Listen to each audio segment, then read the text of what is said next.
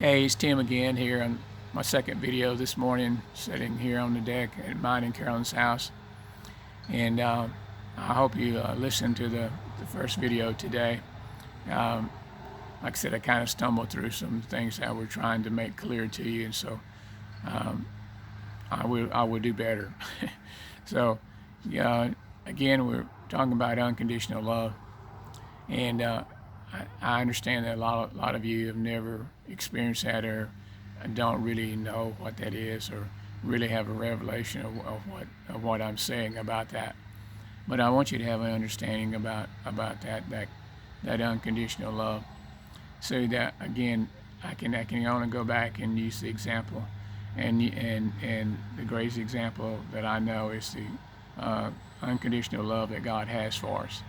I mean, we as human beings, we do a lot of terrible things because we're in this fallen world, and some have not renewed their mind, and so they are of a reprobate mind, and some have lived lives in their life so long that they feel like that's the only way they can live is through a life of lies.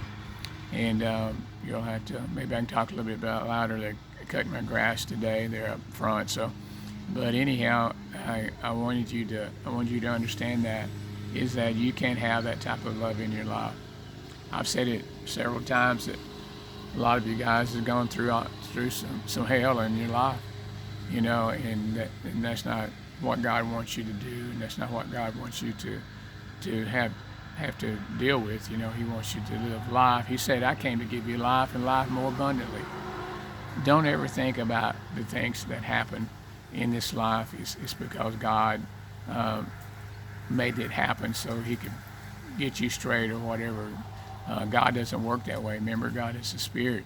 He doesn't try to manipulate you through force or whatever, or through correction that way, through physical correction and stuff like that. He's a spirit, so he deals with your spirit, man. And so he deals with your spirit inside, and God is always there for you. And they say, well, some people say, well, God allowed that to happen. God only allows to things to happen that you allow. That's why I said He gave us dominion in this world, that we live the overcoming life.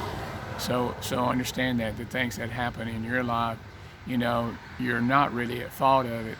The enemy has tried to come in, or has come in, and deceived you in a lot of areas. So you think that's the way life is, and you think God has allowed that, or God has made that to punish you or correct you. Again, let me reiterate that and restate that to you. God doesn't do those things to you.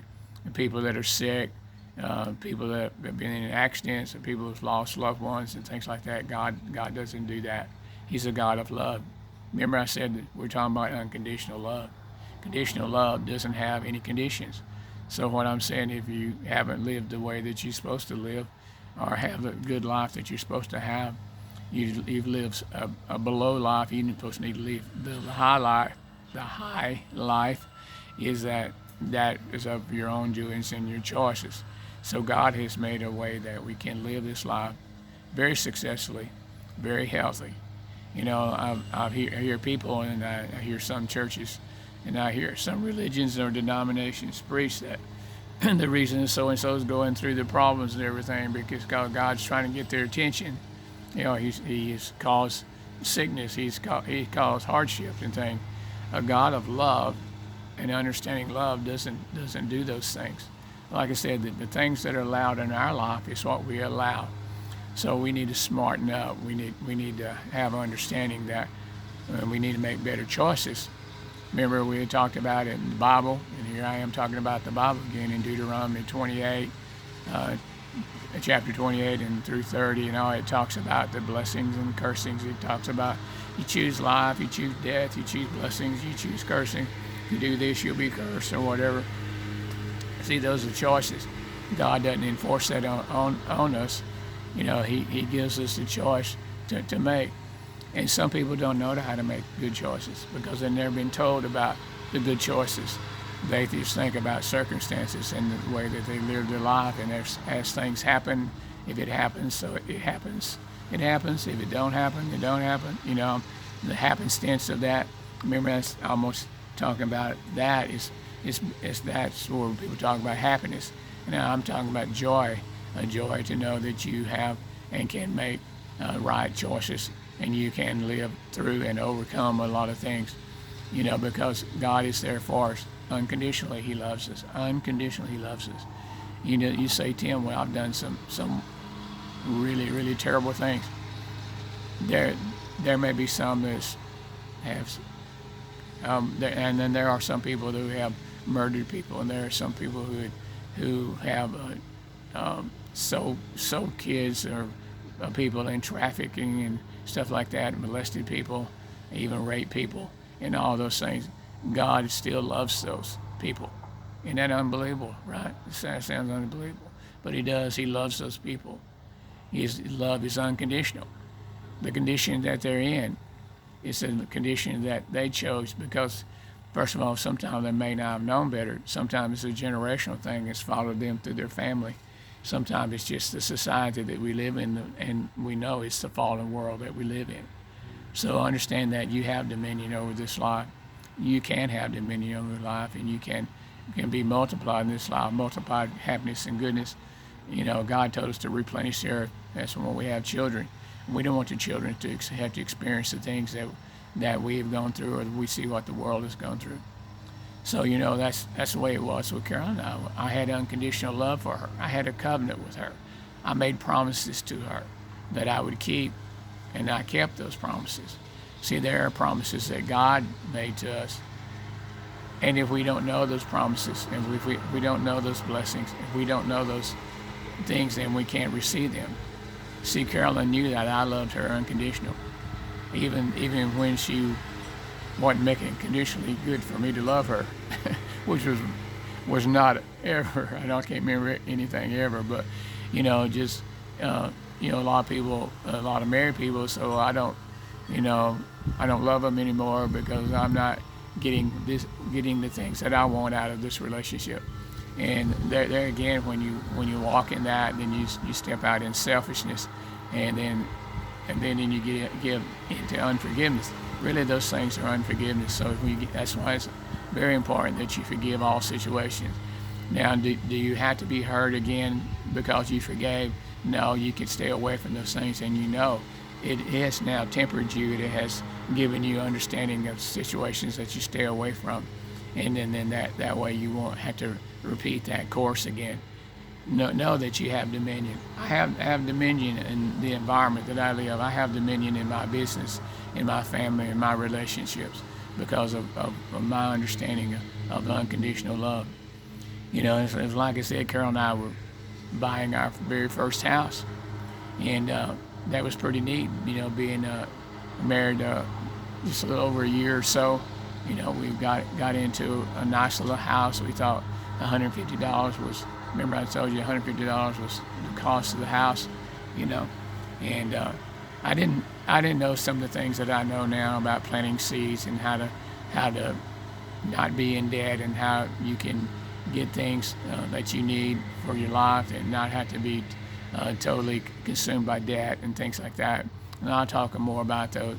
We'll talk more about those throughout this our videos, longer. In our married life, and things like that. But anyhow, we got in our first house, and we were so excited. It wasn't a very big house. It was probably about 1,100 square feet, something like that. It's a pretty small house. I know there's houses smaller, but we thought it was huge because we had come out of living in apartments and things like that. And so God had blessed us, and remember, I said I had sent money home, and we were able to save money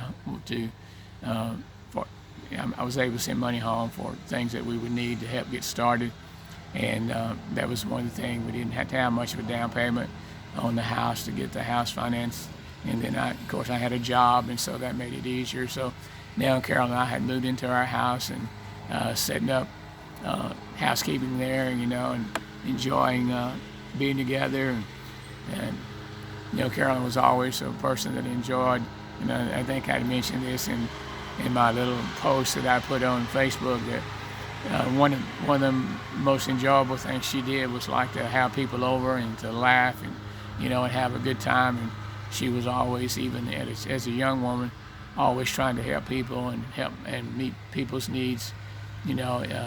Carolyn was not a selfish person, and she was never really thought much about herself, and that's why it was important that I thought of her, and not of myself, and that's how that I know that and experience an unconditional love that we had for each other.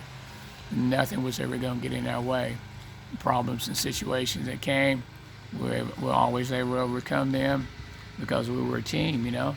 We had agreement when we touched and prayed over things. We agreed on things. Then we disagreed about some things, but we always came back in agreement. And then that gave us the ability to always work things out. So we got in this house, and the first thing Carolyn wanted to do was invite friends over.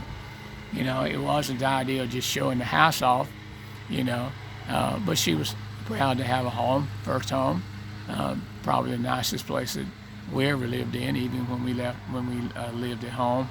And so we were really enjoying that. And at that time, I was trying to go to school during the day. I was going to Lamar University in Beaumont, Texas, going to school during the day, and then trying to work at night. And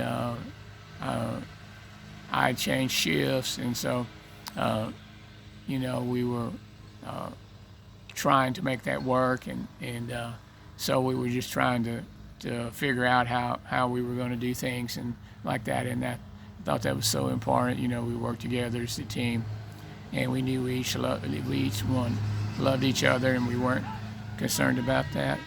And like I said, that put us in such a place of safety and a place of liberty to allow us to grow and have our own personalities. That's something I never did do, was try to keep Carolyn down or try to morph her to have the same personality that I did or whatever. But then all of a sudden our personalities became a lot alike, even though we were different in some way, in several ways, and then in some ways that we did things. But see, that freed Carolyn to be Carolyn and use her gifts as life seemed fit to use them. In the same way with myself and my gifts that I had. And we've always had the gift of adoration. We always gave accolades to people to help people, and we never wanted to put people down or cause them to fail. I don't know why, sometimes people get enjoyment about other people failing, but God began to show me why people do that. It's because they're failing in their own life, and so they want someone else to fail and makes their life look better, I guess. But we don't want ever to do that. We don't want anyone to fail in life. And you say, well, how can you not be in competition with people or competition in business and things? I don't compete against them. I compete against myself to be a better person, be a better business person. And so when I do that, and I have so much favor because of my relationship with my wife and Carolyn and people that I love, that God shows me so much favor. I'll take that every day, all the time, every day, more than just education thing. Because I'm not a very educated man. I tried to go to some college, and I did periodically, and I had basically just a high school education, maybe a year or two of college, which, was interrupted about the military and things like that. So I'm not a well-educated man, as far as school education. I'm a very wise man because of God, and I'm a man that can see and know the environment that I live around. I have discernment because I've asked that of God, and I have the wisdom of God in a lot of areas. And I'm not saying that to brag. I'm saying that to be thankful, that His unconditional love for me has allowed me to live that type of life, and that's the success I have in business. That's the success I have in life, is what He has given me, the promises He gives me, and I know that He loves me unconditionally.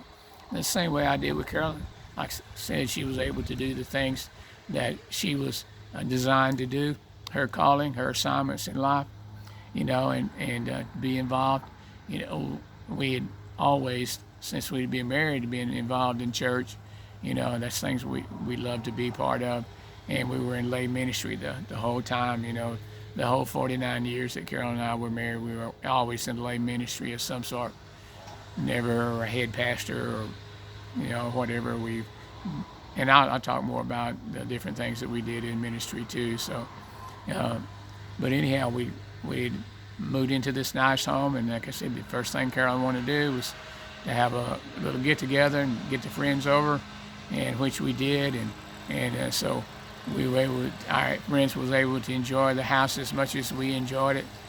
We had, of course, we were still real young too, and my sister would bring her girlfriends over, and then we would invite some more people, and that was a good place for our younger folks.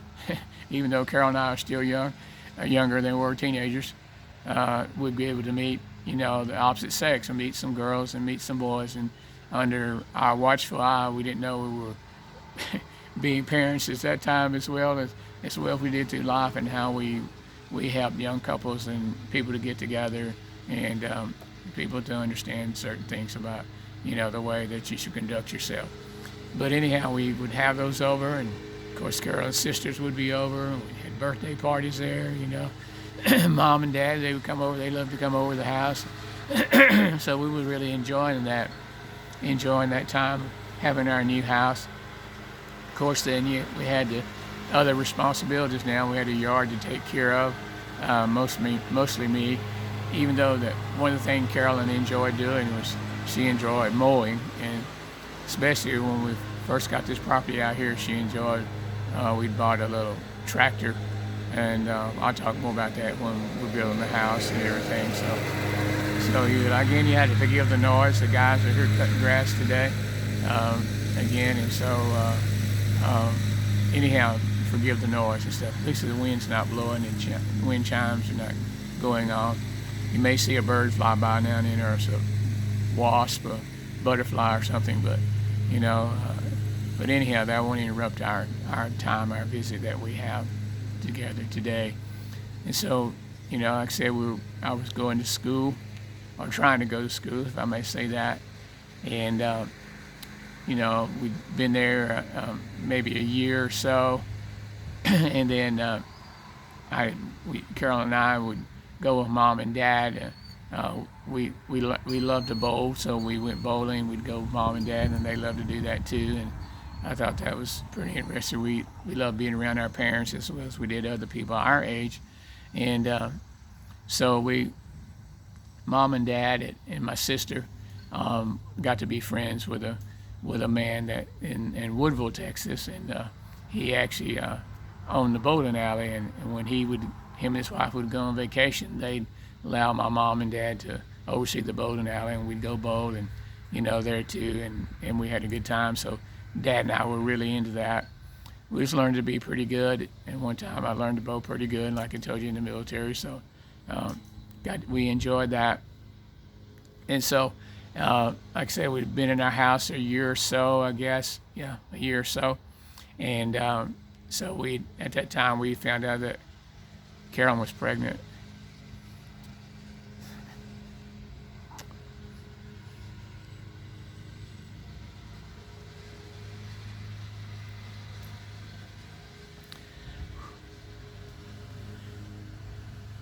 And it was great news to hear that our love for each other is now spilt over into a life that would come to us. Sorry. Forgive me. Excuse me. So excited to find out that Carolyn was pregnant. She was so excited. And so time had went on, and Carolyn was enjoying that, being pregnant. She never was sick very much, or, having an upset stomach, or, nausea stuff very much. And we were preparing for our baby to come.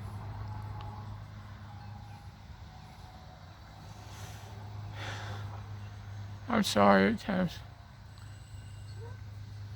my heart is so tender towards those moments because they brought such joy to me. And that's the way love should do. Love should bring such joy to you and to me. I know as for me. And anything I said, Carolyn was not sick very much. And the only thing it did, it kind of hampered her a little bit from bowling. She still did some of that, still exercised, and taking good care of herself. And I knew she'd be a great mom because she's such a wonderful wife. So we were really looking forward to that time, and months has gone by. You know, we were doing what we always did, and being in people's lives and enjoying people, loving them the best way that we knew how. Because I don't know why we enjoyed being around people so much, but I do understand why. I said I don't know why, but I do understand why, because that was the love that we had inside of us, the love that God had put inside of us, and that's why I put up with you. That's why you put up with me, because I love you. Oh God, I love you, people. I love you, and I want you to have that type of love, so that the months had passed. It didn't seem like no time had passed, and it's getting pretty close to time for us to have our baby. And so Carolyn was just a few weeks due, and Dad and I had got an opportunity to go to Dallas, to bowl at the Bronco Bowl, and I think the Bronco Bowl was still around, and we were in it. It was going to be in a tournament, bowling tournament there, and I didn't really want to go because Carolyn was so close, to time to having our baby, and so I wasn't going to go, and my dad understood that, he was excited about having first grandbaby, and everything, and I got to tell you these stories. So I got to tell you this story. When Carolyn was pregnant, during the time she was pregnant, I'd be at work, and you know how she loved to fish and everything, and she enjoyed going fishing. So she'd go fishing with my dad, Dad and Mama, and my dad, he loved to catch catfish, and he was very good at it. I remember one summer, and I'll talk about it later, but we used to catch a lot of catfish, and so Carolyn wanted to go with him, and so Dad took her with him, and she said, it's a funny story. She said that when they got down there fishing and everything, Dad had backed the boat down in the water, and he had forgot to put the plug in the boat, the plug that plugs up the boat so the water won't get in. And he backed the boat down, and he kept telling Carolyn, go ahead and push the boat off, and she said, I can't, it's full of water. So he pulls the boat back up. He gets water drained out of it. So they finally put the plug in, and they pushed the boat off. And my wife had such a good relationship with my folks, with my mom and dad, and always laughing. That's one thing about the Rivers family, the Rivers men. I remember my Aunt Opal used to say, she said, the one thing I enjoy about being in the Rivers family, they always like to laugh and have a good time. And we were always laughing and having a good time because we had so much joy inside of us, and so much love we had for just life and each other and family and all that. Like I said, we didn't let the problems and things dictate how we felt and how we were overcoming in this life. We didn't, and I don't want you to do that either. I want you to kind of put those things aside and move on and enjoy life. So here, Carolyn and Dad are out in the boat. He had an older boat that had walk-through windshield, and my dad was catfishing in that boat. And Carolyn said they had pulled around to get some gas, pulled around to the dock to get some gas, and she said there were a bunch of other people there, and uh, they Carolyn and Dad pulled up there, and Carolyn's real big pregnant, and everything, and so and you know how people start talking. They saw this old man with this young girl, and they thought, whispering behind their back and everything. Carol said, I didn't know at first what they were doing or how they were acting or whatever. And then she said, I realized. She said, I bet they thought that was my husband. I bet they thought that your dad was my husband. And of course, Dad, he was walking around. He said, that kind of made me feel good that I had a young wife, But they laughed about that, and they were always kidding about that. So they never let stuff like that bother them, And I think Carolyn had, when she walked up on the deck, she said, "Yeah, this is my pawpaw." She called him Pawpaw too, Pawpaw Rivers. My grandkids call me Pawpaw Rivers and her Momo Rivers. So anyhow, Carolyn thought that was really funny. So they got out in the boat, and my dad had we had a trailer up there that we stayed, and Dad had already baited the lines, and he had come back home, and then he came back, and that's when he brought Carolyn back with him.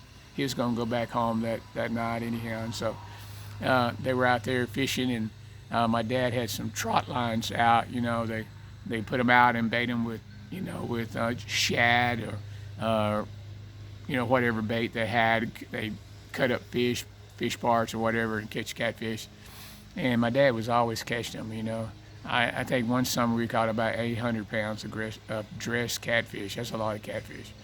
And so they were out there fishing, and Dad was pulling the line, running the line along the way, and he could feel one pulling this line down. He said, "Hey, baby." He always called Carolyn baby too. He said, "Hey, baby, there's one here." And she said, "Okay, Papa." And Carolyn, big old tummy, trying to get by the windshield, and she dipped the net down on there when Dad would raise the line up, and they'd catch a catfish. And man, they were catching a bunch of them. And so what he'd do, he'd just throw them in the boat, the bottom of the boat, until we got to running all the lines, and him and Carolyn would pick them up and put them in the cooler or whatever, or take them back to he had some holding cages out in the water where we'd always have fresh fish and stuff. But he was going along there, and man, they were catching them. Then all of a sudden he felt a big one. He felt a big catfish, and he said, "You're gonna have to get up here in front and help me." She said, "Papa, I can't get up there." "Well, get up here and help me with a net or whatever." So Carol said, I got up there, and he said, "Man, your dad was doing all he could do to get that fish to come up, because he was really a big fish." And on the front of the boat, they got the little boat cleats, where you tie off. So Dad would pull it, and he tied off. He would pull it and tie it off a little bit. And so Carolyn said, I got out there best I could. And she said, and I looked there when Dad brought him up. She said, when I saw an eye on this side of the boat and an eye on this side of the boat, she said, I ran to the back of the boat. She said, there's no way I'm going to get that catfish in that net. Dad said, you had to come back here. He said, no, Papa, you're on your own. So, but Dad down there got the catfish up. I don't really think there was an eye on each side of the boat, but Carolyn, she thought that in her mind, that catfish big enough, he's going to be a shark, So my dad gets him up, and it's about a 45-pound catfish. And so there he's thrown in the back of the boat, and Carolyn is trying to dodge it and get out of the way and everything. And she laughed and had such a good time with that, and Carolyn was such a good sport about going and fishing. So anyhow, I had to interject that little story in there to tell you that how much she enjoyed doing stuff like that, And so Carolyn was always a good sport, even when she was big and pregnant. She always wanted to be on the boat. She always wanted to be out. She always wanted to be out with family, doing things. She was an outdoors woman, I guess. Not a pioneer woman, but an outdoor woman. She loved being outside, and that's why we always loved going fishing, and so we enjoyed doing things together like that. So thought I'd just interject that little story, but I thought that was really cute, some of the things she said. She said, man, when I came back home, I was so tired after being out in the sun and everything. She said, but I felt so good. And she said, me and your dad had such a good time visiting, coming back. And he was talking about how excited he was having the baby and how much he loved having us home with him and everything. So that was a good little story in there, you know. And again, I'm gonna end right now because my time is running out on my phone to get this video in. But I'm gonna come back with a third video and I'll tell you about, you know, the time that Carolyn's fixing to have the baby and everything. So I want to say what Carolyn always said: we are eternal, and I will talk to you shortly. Thank you.